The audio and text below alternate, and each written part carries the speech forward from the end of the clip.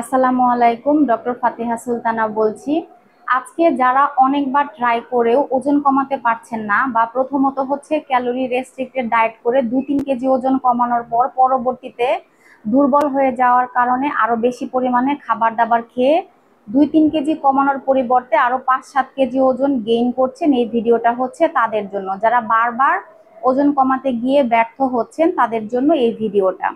প্রথমত শুরু করতে হবে, আমরা যে খাবারগুলা খাই বা যে কার্বোহাইড্রেট জাতীয় খাবারগুলা খেয়ে আমরা অভ্যস্ত, 3 বেলা ভাত খেয়ে অভ্যস্ত, এই খাবারের ধরনটা আমাদেরকে চেঞ্জ করতে হবে। এই খাবারটা আসলে ডিজাইন করা হয়েছিল যারা অনেক বেশি কায়িক পরিশ্রম করে, কৃষি কাজ করে মাঠে ঘাটে এবং অনেক ভারী বোঝা বহন করে।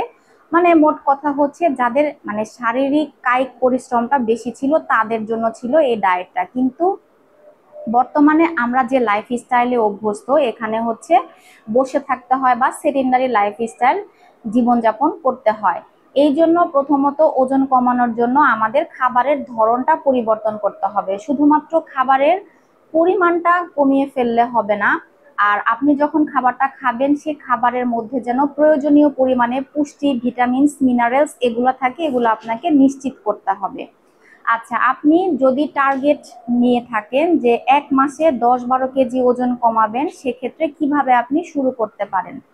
প্রথম সপ্তাহে আপনি কার্বোহাইড্রেট ভাত আগে যেখানে হচ্ছে 3 বেলা করে খেতেন, সেখানে এখন কমিয়ে 2 বেলা কিংবা 1 বেলাতে নিয়ে আসতে পারেন এবং ভাতের পরিমাণটা কম করে খেতে পারেন। ভাতের পরিমাণটা যখন আপনার কম করে খাওয়া হবে, বা আপনি সাদা ভাতটা বন্ধ করে দিবেন, যেমন হচ্ছে সাদা ভাত, সাদা রুটি, ফল, দুধ, সয়াবিন তেল, সাদা লবণ, এগুলা হচ্ছে বন্ধ করবেন। আপনি লাল চালের ভাতটা খেতে পারেন, ব্ল্যাক রাইসও খেতে পারেন, ব্ল্যাক রাইস, কিনোয়া, বাকহুইট, এগুলা হচ্ছে আপনি চাইলে খেতে পারেন, এগুলো আপনার ক্ষুধাটা কমাতে সাহায্য করবে। কিন্তু এগুলা যেহেতু একটু বেশ মানে হচ্ছে দামি, সেজন্য আমি সবাইকে বলবো না। যারা হচ্ছেন যে সামর্থ্য আছে তারাই এগুলা কিনে চেষ্টা করতে পারেন। তাছাড়া বাকি আপনারা লাল চাল দিয়েই শুরু করতে পারেন। এরপর হচ্ছে এই সপ্তাহটা যাওয়ার পরে আপনি দ্বিতীয় সপ্তাহ থেকে ভাতটা পুরোপুরি বন্ধ করতে পারেন। ভাত, রুটি, আটা, ফল, দুধ এগুলা পুরোপুরি বন্ধ করতে পারেন। এই সময়ে কিনোয়া, বাকহুইট বা ব্ল্যাক রাইস অথবা আপনি লাল চালের ভাতটাও খাবেন না। বেশি করে খাবেন আপনি শাক, সবজি, মাছ, মাংস, ডিম আর হচ্ছে বাদাম। যখনই আপনার ক্ষুধা লাগবে বা মনে হবে যে হচ্ছে আপনি এনার্জি পাচ্ছেন না বা কম কম খাওয়া হচ্ছে, তখন আপনি চর্বি জাতীয় খাবার বা ফ্যাট জাতীয় ভালো ফ্যাট, যেটা ভালো ফ্যাটটা নেয়ার চেষ্টা করবেন। এটা করলে আপনার ক্ষুধা অটোমেটিক কমে যাবে। যখন আপনার ক্ষুধাটা কমে আসবে তখন আপনি যেটা করবেন, ফাস্টিং থাকা শুরু করবেন, মানে রোজা। রোজাটা কিরকম? রোজা আপনি চাইলে মুসলিম নিয়মেও করতে পারেন। এছাড়া আপনি সাধারণত বলা হয়ে থাকে সন্ধ্যা 7টার দিকে খাবার খাবেন, সারা রাতে আর কিছু খাবেন না, পরের দিন সকাল 11টায় নাস্তা করবেন। এভাবে যদি আপনি প্র্যাকটিস করতে পারেন, সেক্ষেত্রে দেখা যাবে যে আপনার ওজনটা ধীরে ধীরে কমে যাবে। এইভাবে করার পর এরপরে যদি আপনি পারেন তাহলে আরেকটু ফাস্টিং বাড়িয়ে করবেন। মেইনলি হচ্ছে এই ফাস্টিংটাই আপনাকে ওজন কমাতে সাহায্য করবে খুব দ্রুত। আর যেহেতু আপনি খাবারের ধরনটা চেঞ্জ করে ফেলেছেন, এখন হচ্ছে বডি থেকে, মানে যেহেতু অতিরিক্ত পরিমাণে কার্বোহাইড্রেটটা খাওয়া হচ্ছে না, বডি থেকে অতিরিক্ত লবণ এবং পানিটা বের হয়ে যাবে, তখন আপনার ওজনটাও কমাতে সাহায্য করবে।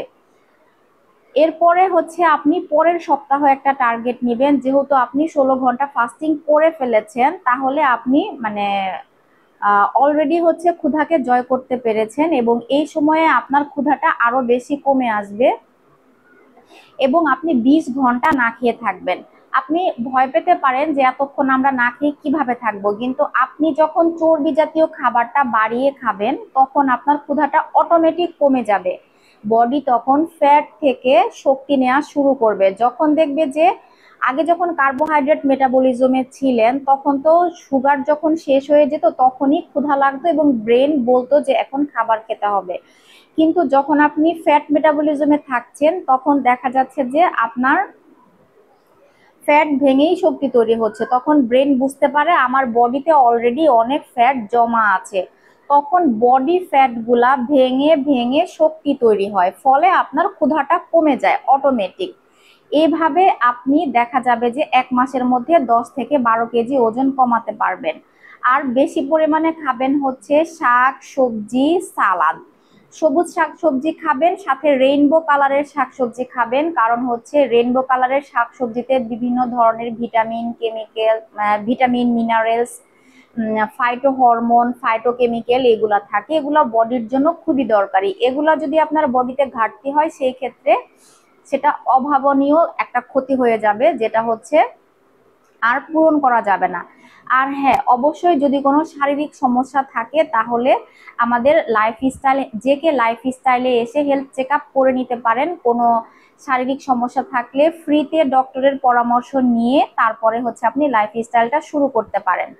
আর যাদের হচ্ছে এই ধরনের স্বাস্থ্যগত কোনো সমস্যা নেই, ডায়াবেটিস, হাই প্রেশার বা অন্যান্য সমস্যা নেই, তারা নিজে নিজেই ঘরে বসে ভিডিও দেখে শুরু করতে পারেন। ইনশাল্লাহ আপনারা যদি ঠিকভাবে মানতে পারেন, আশা করি প্রথম মাসেই আপনার 10 থেকে 12 কেজি ওজন কমে যাবে। ঠিক আছে, আজকের মতো এটুকুই। ভালো থাকুন, সুস্থ থাকুন, জেকে লাইফস্টাইলের সাথেই থাকুন। আল্লাহ হাফেজ।